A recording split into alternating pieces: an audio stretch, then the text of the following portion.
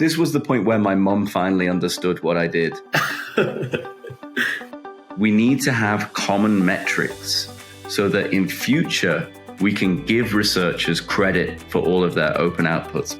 The academic publishing setup and reward setup is very complicated, and there's lots of things that are confusing about it.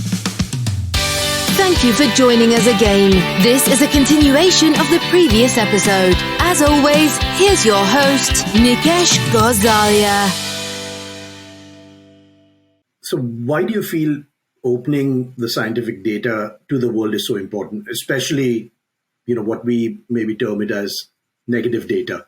Looking back on the last 10 years, I think two areas where I think there hasn't been as much progress as I'd like, where there has been fantastic progress elsewhere, is, if you see the growth of green versus gold open access, 10 years ago, there was about the same amount of green open access, making a free copy available somewhere of your paper, versus gold open access, paying the $1,200 or to $12,000 fee.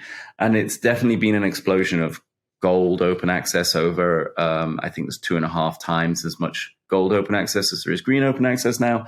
That's frustrating because it's not perfect in the equitable future world, but I'd say, hey, I have access to a lot more of the content now, which I wouldn't do otherwise because I'm not affiliated with the university. So, there are some compromises. And I think the idea of negative results getting published is a huge inefficiency in research.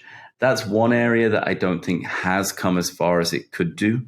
And that's because I think the data credit system, the credit for all of your research outputs it works to a level, but at the funder level, it's not quite there yet. And it's really encouraging to see that it is happening. So the National Institute of Health are funding repositories to start interoperating with each other and promoting things around their new policy. And so I'm the co-chair of one of their working groups, which is the Open Metrics for Data Publishing Group.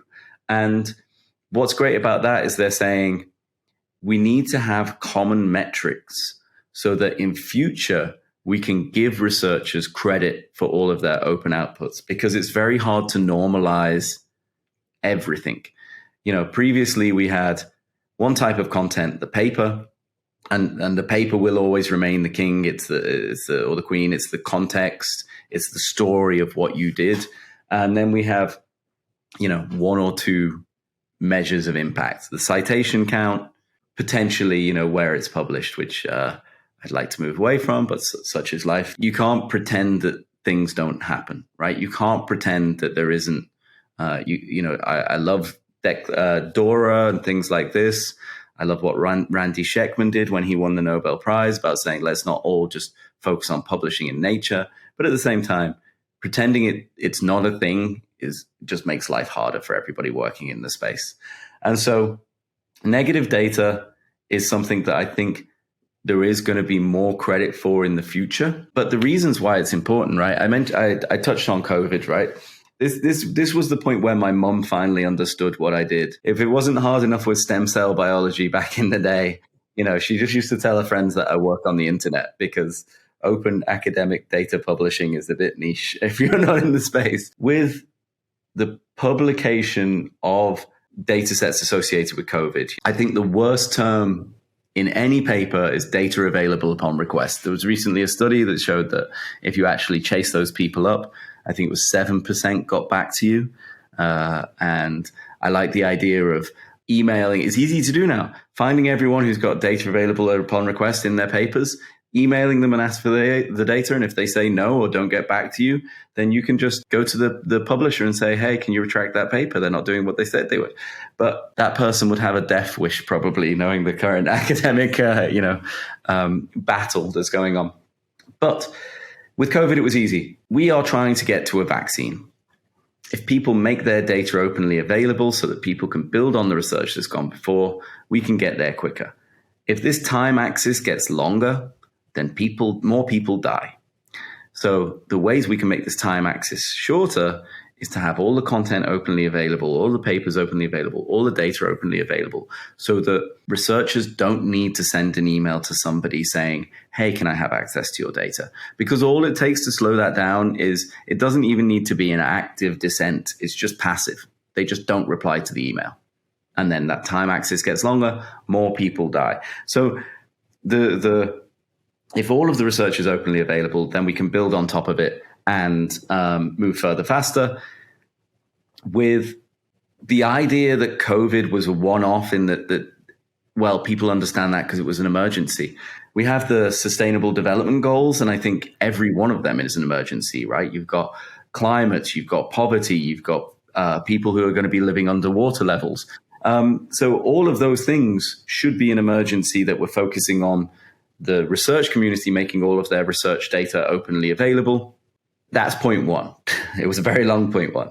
I have a point two as well, which is this idea of the machines doing all the work for us. And something that came about 10 years ago. There was a book published called The Fourth Paradigm in 2009 from Microsoft Academic Research, led by the late Dr. Jim Gray.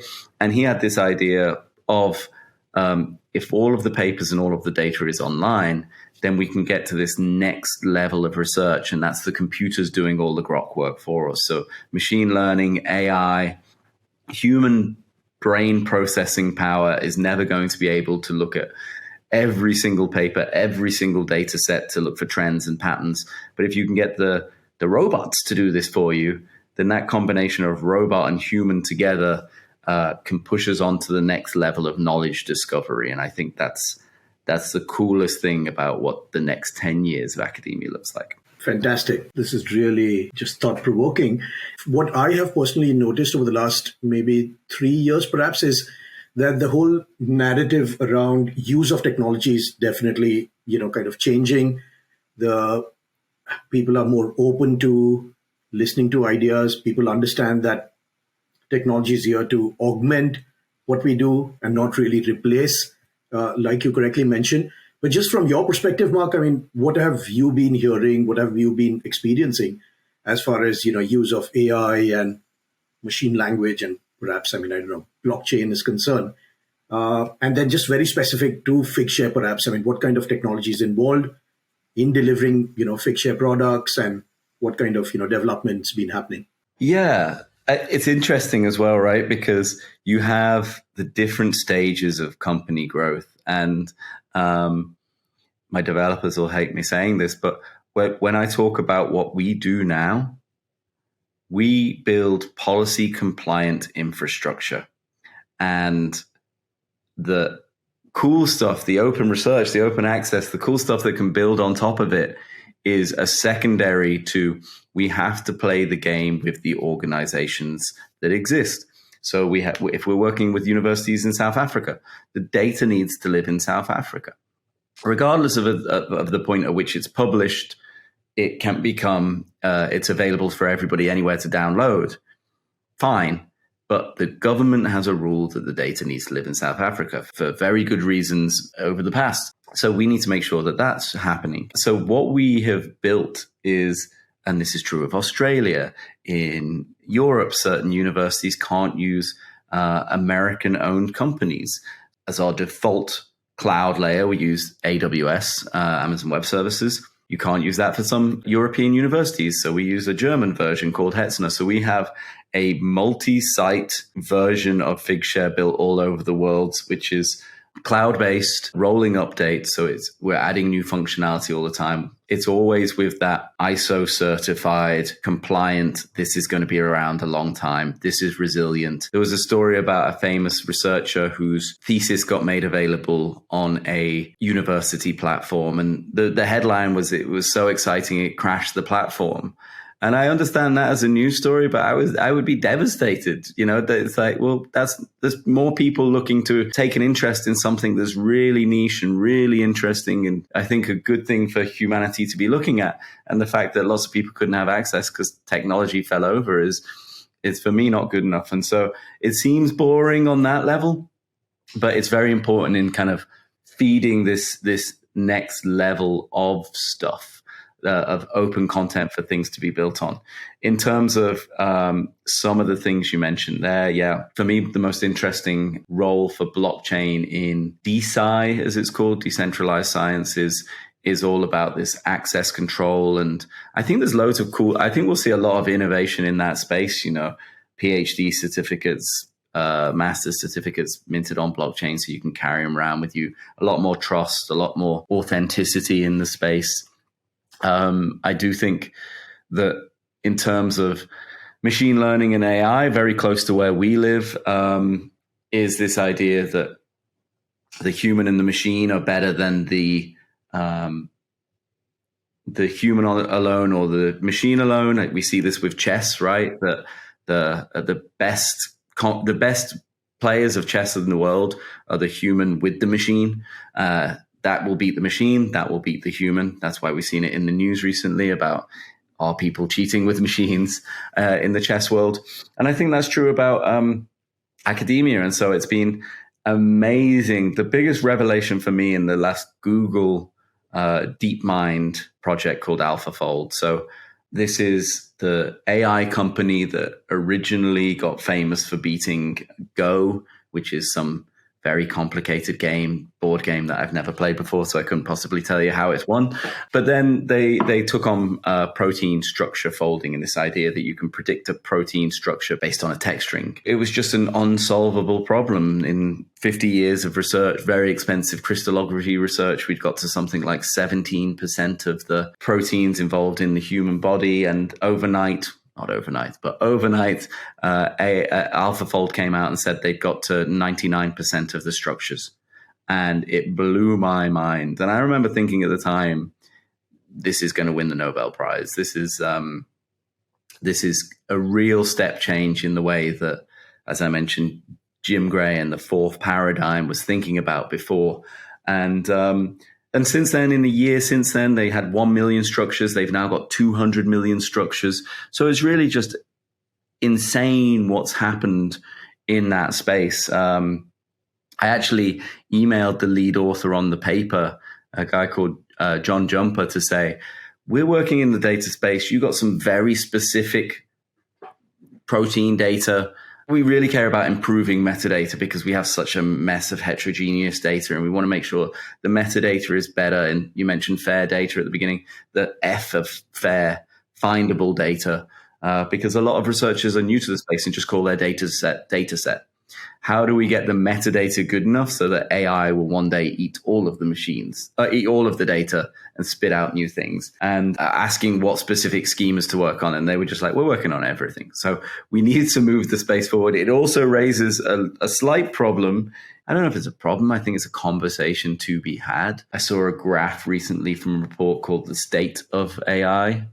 We do the state of open data every year, so I was reading the state of AI. They said that in 1960, all AI and machine learning algorithm innovation was coming from academia, and now it's basically zero. It's a rounding error compared to the innovation that's happening in the private sector. And working in the private sector myself, I can't be calling people out, but I think it is something to think about given how important it's going to be in the next 50 years of humanity. Just, aside from the work that you've been doing, Mark, and things that you've been following, do you know of any other open science initiatives that excite you? In terms of open research, I think about it as this, collaborative landscape and how that's moved along in the last decade and what have you. And we were talking offline just beforehand as well about a sister company of ours at Digital Science in Overleaf and how explosive their growth has been in just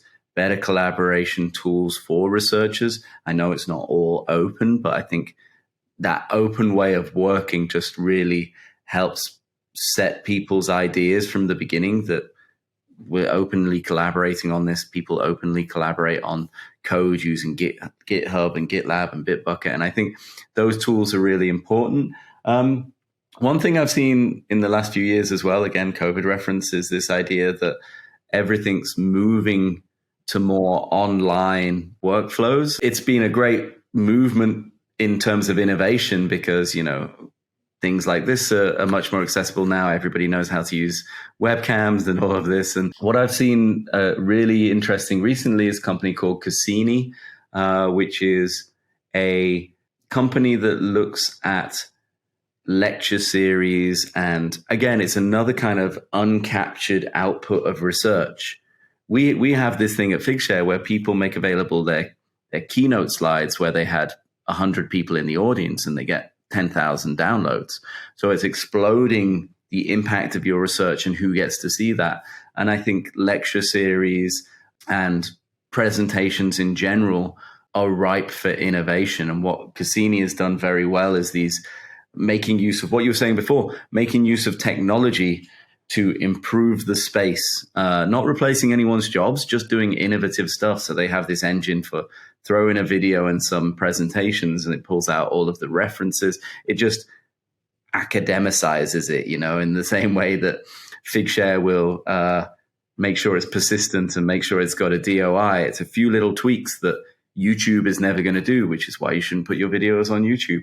GitHub's never going to put DOIs on every item that they have because that's not their core model. The tweaks that we've done, I think Cassyni is doing some really interesting things in terms of making content more accessible to more people. And I think just having lectures available in a machine readable way means that knowledge discovery becomes a lot more interesting. Why do you think some institutions are slower to adopting open science model? What's preventing, say, mass adoption, in your opinion, Mark? I mentioned before about different countries having different rules. I also mentioned this report we just brought out called The State of Open Data. We've done it for the last 7 years. It's a survey of researchers' thoughts and trends around what people do around open data and open science. The good thing about it is they're kind of being hit from many different directions.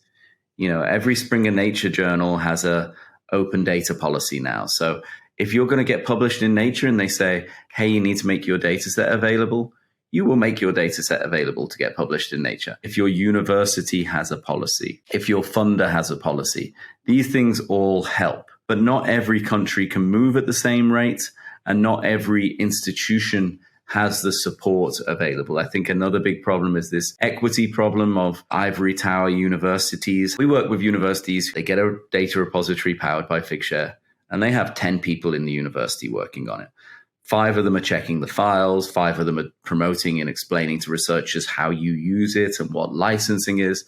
And we have some universities who have a data repository because there's a national mandate, but they have one person who can work 20 minutes on it every week in helping people, in answering support tickets and things like this. So it's really that balance of where the funding is and where the support is. I think there's 2 things with why people would be negative towards it or why people haven't caught up with it. We see China has an open access and open data policy. North America does as well. 52 funders around the world have an open data policy that you have to make your data available. Nearly every private funder of research has this as well. Some countries are just slower to move on certain things because of other priorities. Some universities are too, because there's a lot to do around that. Librarian could be working on engaging with researchers around ORCID or other priorities. So I think there's that. The future is already here. It's just unevenly distributed kind of mentality. This is why I was saying Overleaf and working collaboratively and openly changes the space in just moving things along. We don't have to wait for people to die for the space to move along, which was the old kind of mentality of things, because the academic publishing setup and reward setup is very complicated, and there's lots of things that are confusing about it. And as I said, when I was a researcher, I had no idea what open access or closed access meant, right? I just wanted to publish papers because that's what I was told to do in order to advance my career. And so I think there's a lot of people who are still on that mentality of, yeah, open access and open science and open research is cool. And if you ask me about it, I'll tell you, yeah, that's good for humanity. Let's do that. Do you do it though? well, no, I haven't got the time, or, I've got a mortgage to pay, so I need to publish in the best journals, and the only way I can do that is to publish closed access and da da da da da da da da. So I think there's still the legacy of old academic dissemination of content that is a hindrance to the mentality shift and the culture shift for academics around the world. And sometimes it's naivety, and sometimes it's, almost maliciousness. Absolutely. That's all the time we have today. Catch more of this episode in the next part with your host, Nikesh Gosalia. See you soon.